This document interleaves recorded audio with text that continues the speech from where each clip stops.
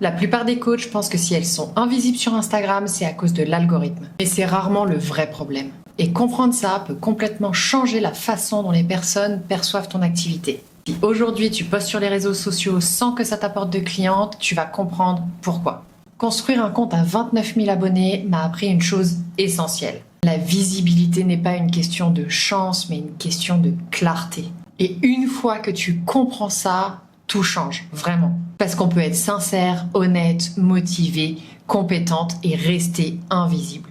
Et c'est pas un manque de talent, c'est simplement par manque de clarté. Pendant très longtemps, je me suis jamais sentie à ma place. J'ai testé plein de métiers, commercial, développeuse web, coach de vie, coach en entreprise, service client. Et à chaque fois, je pensais sincèrement que ça serait le bon métier. Et comme je suis bélier, que j'ai un caractère qui lâche rien, je continuais. Je travaillais, je m'adaptais, je faisais des efforts. Je me disais que si je faisais plus, ça finirait par marcher. Et puis un jour, forcément, ça a lâché et j'ai fait un burn-out. Mais ce qui m'a le plus marqué dans ce burn-out, c'est absolument pas la fatigue, c'est vraiment la lucidité. J'ai compris que je pouvais encore forcer pendant des années, continuer comme ça, et que ça m'amènerait absolument pas au bon endroit. En fait, c'était pas une question de travailler plus, c'était une question de direction.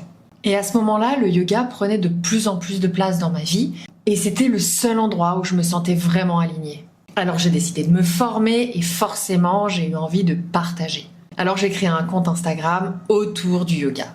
Au début, je partageais des conseils, des astuces, des postures. Mais bien sûr que oui, je voulais que ça fonctionne. Je voulais en vivre, je voulais construire quelque chose qui respecte mes valeurs, mon temps, mon énergie. Et le problème, c'est que je savais absolument pas comment m'y prendre. Au début, je pensais que si j'étais sincère et régulière, ça allait marcher. Et je pensais que donner beaucoup suffirait à faire marcher mon compte. Mais c'est pas comme ça que ça fonctionne. La sincérité ne suffit pas. Et j'ai commencé à me poser des questions vraiment très simples. Quand quelqu'un arrive sur mon profil, est-ce qu'elle comprend exactement et immédiatement ce que je fais?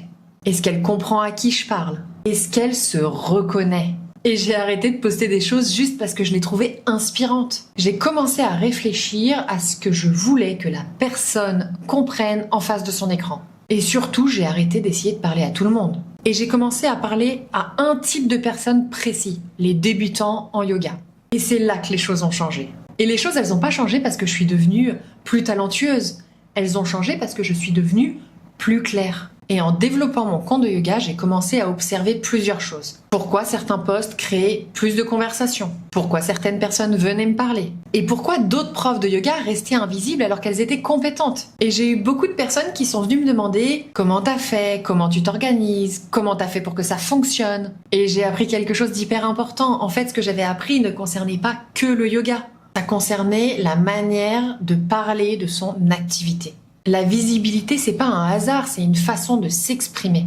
Et aujourd'hui, je vois énormément de coachs compétentes. Elles ont une vraie expertise, mais elles sont invisibles sur les réseaux. Et pas parce qu'elles sont pas légitimes de quoi que ce soit. Elles expliquent ce qu'elles font, mais elles ne mettent pas assez de mots sur ce que leurs clientes vivent réellement. Et tant qu'on ne se sent pas compris, on passe pas à l'action.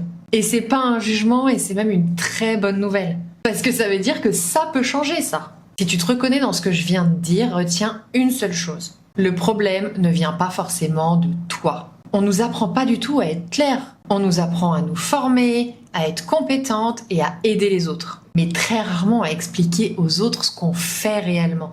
Et avant d'attirer des clients, il faut être comprise. Mais souvent, c'est pas l'algorithme qui te bloque, c'est ton message. Alors dis-moi en commentaire si toi aussi t'as déjà eu l'impression de poster sans être comprise. Et si tu veux être comprise et pas juste visible, abonne-toi. Parce que sur cette chaîne, mon objectif, il est très simple. T'aider à attirer les bonnes clientes. Et avant d'attirer des clientes, faut être comprise. Et la bonne nouvelle, c'est que ça s'apprend.